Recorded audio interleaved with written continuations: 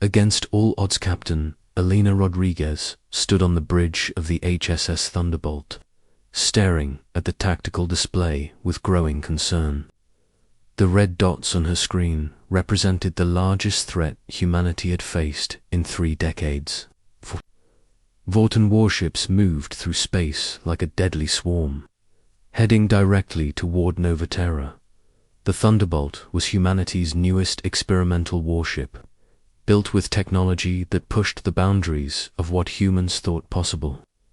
Its quantum torpedo systems had never been tested in real combat, and its adaptive shielding was still being fine-tuned by the engineers. Elena had commanded the ship for only 8 months, but she knew every bolt and wire in its hull. Commander Marcus Chen approached from his station near the communications array. His dark eyes reflected the same worry Elena felt. "Captain Admiral, Harrison confirms the main fleet is still 72 hours out. Engine problems on 3 heavy cruisers are slowing them down." Elena nodded grimly. Nova Terra couldn't wait 72 hours. The colony housed 2 million people, including families, who had traveled across the galaxy to build new lives among the stars. They had basic planetary defenses, but nothing that could stop a Vorten assault fleet. Lieutenant Sarah Kim looked up from her weapons console. She was young, barely 26, but her expertise with the Thunderbolt's experimental systems made her invaluable.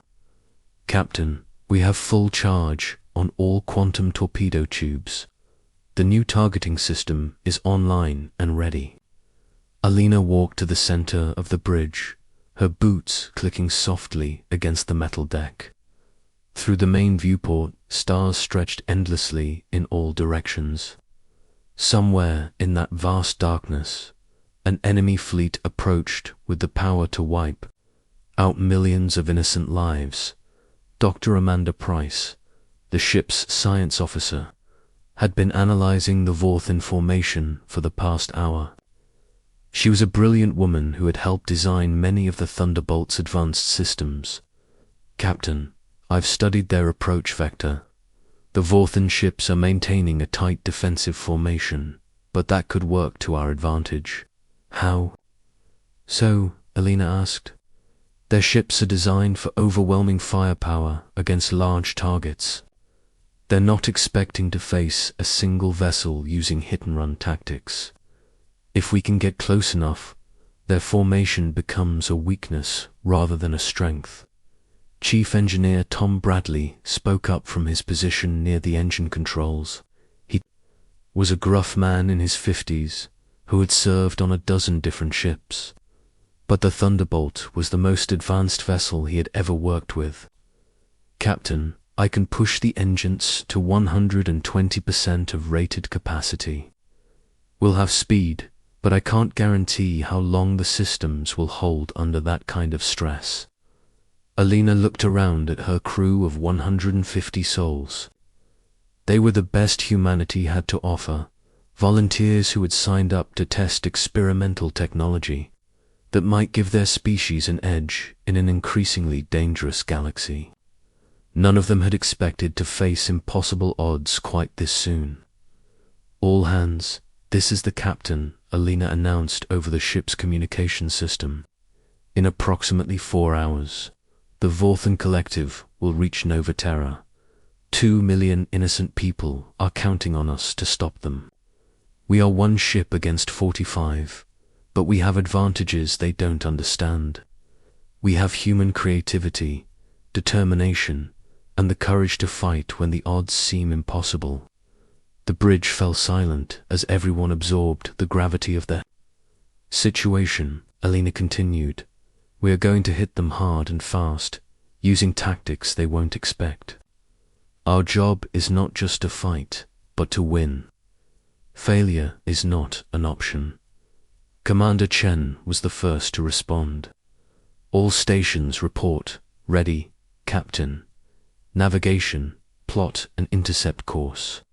Take us in, fast and low, using the asteroid field to mask." Our approach, Alina ordered. The Thunderbolt accelerated toward the enemy fleet, its experimental engines pushing the ship faster than any human vessel had traveled before. The crew worked with quiet efficiency, each person focused on their critical role in the coming battle. Sarah Kim ran final checks on the quantum torpedo systems. These weapons represented a breakthrough in human technology, capable of phasing through enemy shields and striking directly at hull armor. But they had never been tested against Vorthon defensive systems. Weapons status report, Alina called out. All quantum torpedoes armed and ready. Point defense systems online. Energy. Cannons charged to full power, Sarah replied. Captain, I should mention that our targeting computers are still learning Vorthon ship configurations. The first few shots might not be perfectly accurate. Then, we'll have to get close enough to make sure we don't miss, Alina said with a slight smile. The Vorthon fleet moved through space with mechanical precision. Each ship was a perfect example of artificial intelligence applied to warfare, equipped with sensors that could detect enemies at vast distances and weapons that could destroy entire cities. The collective had conquered 12 star systems using overwhelming technological superiority. Admiral Nexus 7, the artificial intelligence commanding the Vorthon fleet, detected the approaching human vessel when it was still 2 hours away. The single ship registered as a minor threat, barely worth noting among the collective's vast firepower. Still, protocols demanded that all threats be eliminated. Single human vessel detected on intercept course, reported Tactical Unit 15. Shall we dispatch destroyers to eliminate the threat? Negative, Admiral Nexus 7 replied through the fleet communication network. Maintain current formation. One ship cannot threaten this fleet. We will destroy it when it comes within range of our primary weapons. Aboard the Thunderbolt, watched the enemy fleet grow larger on her tactical display. The Vorthon ships were massive, each one 3 times the size of a vessel and armed with enough firepower to level a city. But size could be a disadvantage if used correctly. Captain, we're approaching optimal firing range, Sarah reported. I have locks on the 3 command ships at the center of their formation. Dr. Price, what's your analysis of their defensive pattern? Alina asked. Amanda studied the enemy formation carefully. They're maintaining a spherical defensive posture with overlapping fields of fire. But there are gaps between their sensor sweeps, small windows where a fast ship might penetrate their perimeter undetected. Alina nodded. This was exactly the kind of tactical puzzle that humans excelled at solving. While the Vorthon relied on computational analysis and predetermined strategies, humans could adapt and improvise in real time. Tom, give me everything the engines have got. Sarah, prepare for rapid-fire torpedo launchers. We're going in. The Thunderbolt accelerated to maximum speed, diving toward the enemy fleet like a bird of prey. Elena's plan was audacious and dangerous, requiring split-second timing and perfect coordination from her crew. At the last possible moment, Sarah launched a full spread of quantum torpedoes. The experimental weapons phased through space, invisible to Vorthon sensors, until they materialized inside enemy shields. 3 of the massive alien ships shuddered under the impact as the torpedoes detonated against their hulls. Direct hits. On all targets, Sarah called out excitedly. Enemy shields are adapting, but we've caused significant hull damage. The Vorthon fleet responded immediately, turning their massive weapons toward the small human ship. Space around the Thunderbolt erupted in energy beams and explosive projectiles. Elena's ship rolled and dove between the enemy vessels, using their own bulk as cover. Evasive maneuvers, Elena ordered. Don't let them get a clear shot. The Thunderbolt danced through the enemy formation like a fighter among heavyweight boxers. Its superior speed and maneuverability allowed it to avoid the worst of the Vorthon firepower. But the ship couldn't dodge everything. Warning alarms began to sound as enemy fire struck the hull. Hull breach on Deck 7, Tom Bradley reported. Damage control, teams responding. Shields holding at 60%. Alina gritted her teeth. They had hurt the enemy, but 42 ships remained, and the Thunderbolt was already taking damage. The battle was far from over. Admiral Nexus 7 recalculated the threat assessment. This single human ship had managed to damage 3 vessels and was proving remarkably difficult to target. The collective's standard tactics were not proving effective against such an unconventional opponent. Modify formation, the AI commanded. Close ranks and concentrate fire. Do not allow the human vessel to exploit gaps in our coverage. Alina watched as the Vorthon ships began to tighten their formation. The enemy was adapting, learning from the initial exchange. She needed to stay ahead of their tactical adjustments. Amanda, I need options. How do we hurt them when they're bunched up like that? Dr. Price worked frantically at her station, analyzing the enemy formation and running calculations. Captain, if we can overload one of their main ships, the explosion might cause a chain reaction. Their new tight formation could work against them. What do we need to overload one of those ships? Everything we've got, and probably more than the quantum torpedoes were designed to handle. Alina looked at her. Crew. They had signed up for dangerous experimental missions, but this was pushing far beyond anything they had trained for. Still, she saw no hesitation in their faces. Sarah, can you overcharge the quantum torpedoes? I can try, but there's a significant risk of system failure. We might only get one shot. Then we'd better make it count. The Thunderbolt continued its deadly dance through the enemy fleet, striking when possible and evading when necessary. Alina could feel her ship taking more damage with each passing minute, but her crew never wavered. They worked with the precision and dedication that made humanity feared throughout the galaxy as the battle raged on. Alina realized that this was about more than just defending Nova Terra. This was humanity proving that superior numbers and advanced technology weren't always enough. Sometimes, courage and creativity could overcome seemingly impossible odds. The first part of their desperate fight was ending, but Alina knew the hardest challenges still lay ahead. Asterisk victory through Nether.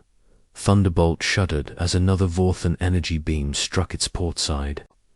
Emergency lights bathed the bridge in red as damage reports flooded in from across the ship. Alina Rodriguez maintained her calm exterior, but inside she felt the weight of 2 million lives pressing down on her shoulders. Hull breaches on decks. 4 and 9, Chief Engineer Tom Bradley reported, his voice strained. I've got repair teams working around the clock, but we're losing atmosphere faster than we can seal the leaks. Commander Marcus Chen looked up from his tactical display with grim news. Captain, we've been fighting for 90 minutes. We've destroyed 8 enemy ships and damaged 15 more, but they're adapting to our attack patterns. Their formation is getting tighter. Alina studied the main screen where the remaining 37 Vorthon vessels had reformed into an impenetrable wall of firepower. Each ship bristled with weapons, and their overlapping defensive fields left no gaps for the Thunderbolt to exploit. Lieutenant Sarah Kim worked frantically at her weapons console, sweat beading on her forehead. Captain, the quantum torpedo systems are showing stress fractures. I've been pushing them beyond their design limits, and I'm not sure how many more shots we have before they fail completely. Dr. Amanda Price had been analyzing enemy communications intercepts for the past hour. Her expertise in xenotechnology was proving invaluable in understanding how the Vorthon Collective operated. Captain, I'm detecting increased coordination in their movement patterns. They're using a distributed processing network to share tactical information instantly across all ships. Which means, Elena asked, they're learning from every exchange we have with them. Each attack we make, each maneuver we attempt, adds to their collective knowledge. They're becoming more effective at predicting our actions. Elena felt a chill run down her spine. Fighting an enemy that learned and adapted in real time was like fighting a mirror that got better at reflecting with each passing moment.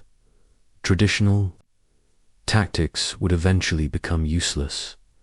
Tom Bradley's voice crackled over the intercom from the engine room. Captain, I need to speak with you privately. Elena stepped toward a private communication panel. Go ahead, Tom. Captain, I've been monitoring the reactor core temperature. We've been running at maximum power for over an hour, and the containment systems are starting to show signs of stress. If we keep pushing like this, we might be looking at a core breach. Within the next 30 minutes, Elena closed her eyes for a moment. A reactor breach would destroy the Thunderbolt and everyone aboard, but reducing power would make them an easy target for the Vorthon fleet. Either choice could mean failure. How long can you give me at current power levels? She asked. 20 minutes, maybe 25, if I bypass every safety protocol we have. Do it. Elena returned to the center of the bridge, her mind racing through possibilities. They needed a strategy that the Vorthon couldn't predict or adapt to, something so uniquely human that artificial intelligence couldn't counter it. Amanda, what do we know about Vorthon psychology? How do they think? Dr. Price looked up from her console. They're purely logical, Captain. Every decision is based on calculated probabilities and optimal outcomes. They don't understand concepts like sacrifice, intuition, or desperate gambles. An idea began to form in Elena's mind. It was dangerous, possibly suicidal, but it might be the only way to protect Novaterra. Sarah, how much power would we need to overload our entire quantum torpedo array? Captain, if we channel all our remaining power into the torpedoes simultaneously, we could create a massive quantum disruption. But the feedback would destroy our weapons, systems, and probably cripple the ship. What kind of range would we have? Sarah ran quick calculations. We'd need to get within 2,000 kilometers of the target. At that range, the quantum disruption would be powerful enough to chain react through multiple enemy vessels. Elena looked around at her crew. These brave men and women had followed her into an impossible battle, and now she was asking them to risk everything on one desperate gamble. I won't lie to you, Elena said quietly. What I'm proposing will probably destroy the Thunderbolt. We'll have one chance to take out a significant portion of their fleet, but we might not survive the attempt. Commander Chen spoke first. Captain, we knew this was a suicide mission the moment we decided to face 45 ships alone. If we can save Novaterra, that's all that matters. One by one, each member of the bridge crew voiced their agreement. Elena felt a surge of pride in her. People, this was what made humanity special. Not superior technology or overwhelming force, but the willingness to sacrifice everything for others. Tom, I need every bit of power you can give me channeled into the weapons systems. Strip power from life. Support, artificial gravity, even the backup systems. Everything goes to the quantum torpedoes. Understood, Captain. I'll give you everything we have. The Thunderbolt began its final approach toward the Vorthon fleet. The enemy ships, recognizing the human vessel's desperate maneuver, concentrated their fire. Energy beams and projectiles filled the space around the small ship as it fought its way closer to the enemy formation. Hull breach on Deck 3, Marcus reported. We're losing crew compartments, but damage control is holding the critical areas. Alina gripped her command chair as the ship shook under enemy fire. On the main screen, the Vorthan vessels grew larger and more menacing. Each ship was a perfect example of mechanical warfare, designed by artificial intelligence to be as efficient at killing as possible. Admiral Nexus 7 observed the human ship's approach with calculated interest. The vessel was clearly damaged and operating beyond its design parameters. Its trajectory suggested a ramming attempt, which seemed illogical given the size difference between the ships. Analysis indicates the human vessel is attempting a collision. Course, reported Tactical Unit 15. Shall we adjust formation to minimize damage? Negative. Maintain current position. One ship cannot significantly damage our fleet through collision. Allow it to approach and destroy it at close range. Sarah Kim's hands flew over her weapons controls as she prepared the quantum torpedo array for overload. Warning lights flashed across her console as power levels climbed far beyond safe operational limits. Captain, I'm reading massive energy build up in the torpedo systems. We're approaching the point of no return. Distance to target, Alina asked. 5,000 kilometers and closing. We need to get within 2,000 for maximum effect. The Thunderbolt continued its deadly approach, taking hit after hit from the concentrated Vorthan firepower. Sections of the hull were glowing cherry red from repeated impacts, and atmosphere was venting from dozens of breaches. Dr. Price monitored the enemy fleet's communications, listening to the mechanical voices of the artificial intelligences that controlled the Vorthan ships. Captain, they're not taking evasive action. They think we're attempting a ramming attack. Good, let them think that right up until the moment we fire. Alina watched the distance counter tick down. 4,000 kilometers. 3,000. The enemy ships loomed like metal mountains on the main screen, their weapons tracking the approaching human vessel. Captain. Tom's voice came through the intercom. Reactor containment is failing. We have maybe 60 seconds before core breach. Distance, Alina called out. 2,500 kilometers, Sarah replied, almost in range. Alina made a decision that went against every tactical manual ever written. Instead of waiting for optimal range, she would fire early and hope that human ingenuity could overcome the limitations of distance. Fire everything, Alina ordered. Sarah pressed the firing controls, channeling every remaining ounce of power in the ship into the quantum torpedo array. The weapons bay erupted in brilliant light as 12 overcharged torpedoes launched simultaneously toward the enemy fleet. Asterisk. The quantum disruption was unlike anything the Vorthon had ever encountered. The torpedoes didn't just explode, they tore holes in the fabric of space itself, creating cascading energy waves that jumped from ship to ship through the tight enemy. Formation. Admiral Nexus 7 had exactly 1.3 seconds to process what was happening before the quantum disruption reached the flagship. The artificial intelligence experienced something unprecedented in its existence. Complete system failure caused by an attack it had never calculated as possible. 18 Vorthan ships simply vanished in the quantum storm, their molecular structure torn apart by forces that existed beyond normal space-time. 12 more vessels were crippled, their systems overloaded by energy feedback. Only 7 ships remained fully operational. and even those had suffered significant damage. Aboard the Thunderbolt, the weapon overload had indeed crippled the ship.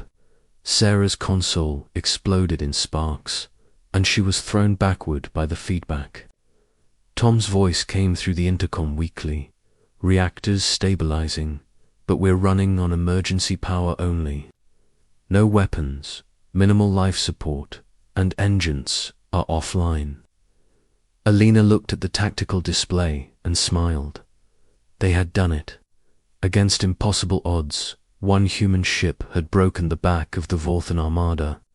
The remaining enemy vessels were already retreating, their artificial intelligence commanders calculating that the cost of continuing the attack was too high.